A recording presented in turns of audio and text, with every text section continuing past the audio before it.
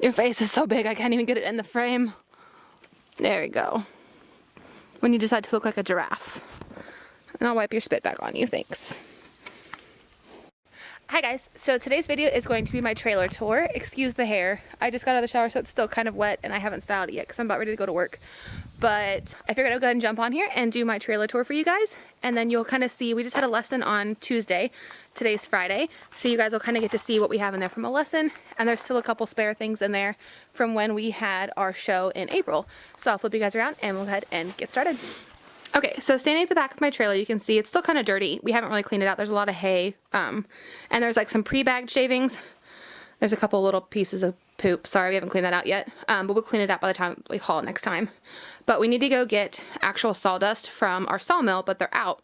So we just have some spare shavings, and then we've bedded with some hay. But my mom's horse rides on this side, if you guys had watched my barn vlog, and my horse rides on this side.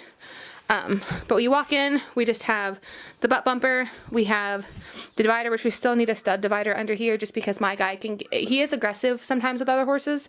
So hauling, especially if it's another gelding, we do need to get a stud divider underneath of here just to make sure that he behaves himself. And they just walk in, we have the chest bumper, and then we have his trailer tie, which he gets hooked up there. And then he does have his hay net kind of strange. It actually hooks back here, but we have to hook it to that front hook that holds the head divider up also, because if not, the hay hangs back here and it's hard for him to reach it because he's so long and so tall. He is 17, almost 17.1. So we actually have to have it hooked to hold it more forward so that he can reach it easily. If not, he has to crane his neck around too hard to get it. So let's just crawl up under here. And then this is, if you look at the front, this here is our tack area up under here, which is what these doors are. So when you open up, this is, like I said, this is my side. And in here you will just see I have my tall boots, which I keep in the bag. I don't really wear them that often, but I bring them in case I decide to ride in them. They actually need to be brought back in the house, but excuse me, I haven't done that yet. So I'm actually going to take those out now. But there is a light in here, but because we're not hooked up to electric and we don't have the spare battery plugged in, it won't actually turn on, but you just push the center button there. And then further back in here, I just have my spare girth, which is the Ledia Click Dressage girth. And even further back in the hole is my dressage bridle.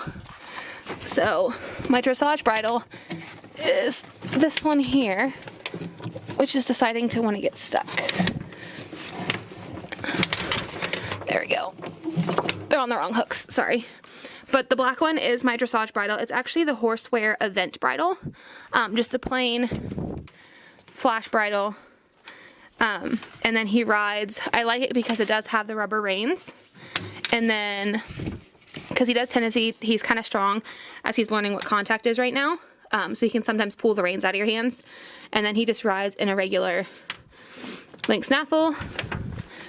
And then I have my pads, which if you would have watched the Tack Up With Me portion of my barn vlog, you would see that I just have a Dover Saddlery baby pad that I ride in.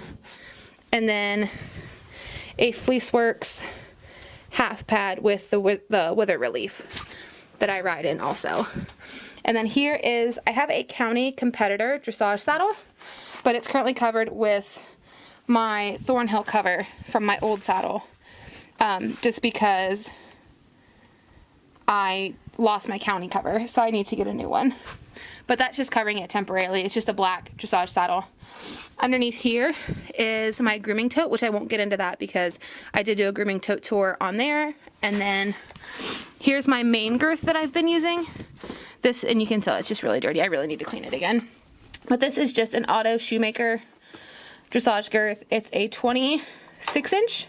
I need probably a 24, but I do keep the 26 as a spare.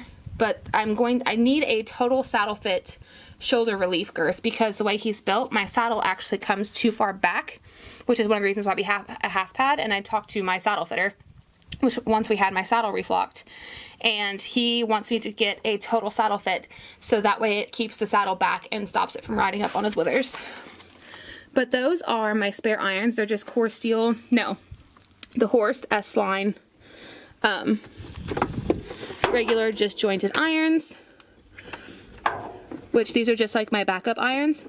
And these are some older leather unlined Passier leathers, the Passier of Hanover. They're the 140 centimeter, and I ride in a 150 Passier soft touch leather, and they're lined, so there's a little bit nicer to the touch, and they have a little bit thicker of a feel, which I like. And then I have MDC irons up here. You can see kind of has like that click system, which I really like those for like if you have any like knee pain or ankle pain or anything like that. They really help. Which I took a bad spill about 2 years ago, and I've had like a little bit of hip problems since then. So those MDCs really do help with my hip turnout too, because it's not as forceful trying to hold the stirrup. And then that is just our wash bucket, which we've got some, this is Cowboy Magic Rosewater shampoo, and this Cool Blade Wash. We've got the White and Bright Showman's Mane and Tail Whitener. We've got some coconut oil shampoo. We've got, that spray bottle is Quick Braid. And then that one right there, that bottle is some more Cool Lube. There's like an extra water bottle from when we went to the show. Coconut conditioner, an extra water bottle, some toilet paper, and then a spare sweat scraper. And that's, like I said, some stuff that we had left over from the show. But that's just kind of an overview. It's a kind of a tight fit for some things.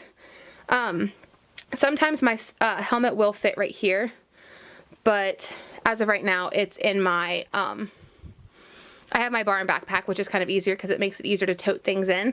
So I can carry, once I unload my horse, I can carry my tack in, and then I can carry my backpack on, so it's a little bit easier to be hands-free. But that's just what's in the bottom portion.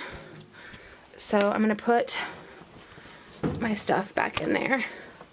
And I just put my pads right on top of my saddle because it's like, there's some room, like once you get up in here, it's taller, but from the back of my saddle, there's not very much room between the saddle and the wall. So it's kind of hard to finagle some stuff in there. So I just take my pads and I just sit them up on top of my saddle, just like that. And then moving to the top section, my guy, he's still not too familiar with being off the property, even though it's, we've been there a couple times. So I still kind of have to tend to lead him with a crop sometimes because he does get a little pushy, I guess you could say. So sometimes you kind of need something like a little bit more, like something just to kind of like reinforce like the respect so he doesn't run you over. So my crop I keep here just because it's easier to reach. Then also with like our lunging equipment, because we take it in first, we've got my carrot stick because I like having a little bit more weight. With my carrot stick, I feel like I have a little bit more control. And then we've got just some cheap Repel-X fly spray. We use this at the barn because there's not too many flies, but we keep the black Ultra Shield here at the house, so when we turn them out in the pastures, the flies are worse, especially with like the tall grass in the small pasture. So we use the black Ultra Shield here at home, and then just the Repel-X works fine at the barn. We have our lunge line, which is this purple one. My horse's rope halter, just in case it's necessary. My mom's horse's rope halter, same thing, just as she has a halflinger, but she's never really needed it. We have some Animed Viacom, if we've ever needed it. We've used it twice on my horse, but it almost makes him more anxious. It's almost like it lowers his inhibitions, and it like stops him from thinking correctly, and he gets a little bit more hyper. We just have like a flashlight that we mount up there. I just need to get some new command hooks for it. We have a spare old hoof pick for any reason. We've got some Shapley's finishing spray, which is unmarked because it's old. We have some black shoe polish from when we went to the show, tea tree shampoo for like some bacteria and antifungal, and then some black hoof polish right there. And then my phone's just over there. But that's just my side of the trailer. I'm gonna let my mom do her side of the trailer. I know she's wanting to start a YouTube channel, so she posted one video. If you guys want to check her out, I'll link her below. She was the one that was in the ending of my barn vlog. And I don't want to do her side of the trailer just because that's what she keeps. She does keep a little bit of different stuff in there than I do. But other than that, that's pretty much all we've got. I know, like I said, we're going to a show in August. So I'm going to do a what to pack for a show, especially for like a small trailer, and also we haul with an SUV. So sometimes we have like a little bit different like organization than most people do. Like we use our smart pack boxes and stuff like that, like our smart pack drawers and stuff like that in the back of the Suburban to hold some stuff. So it'll kind of give you guys a couple different ideas on how to pack depending on what you guys use to haul, like your trailer size and stuff, because we do go to overnight shows. So I believe that's it for now. I will see you guys in my next video. Bye!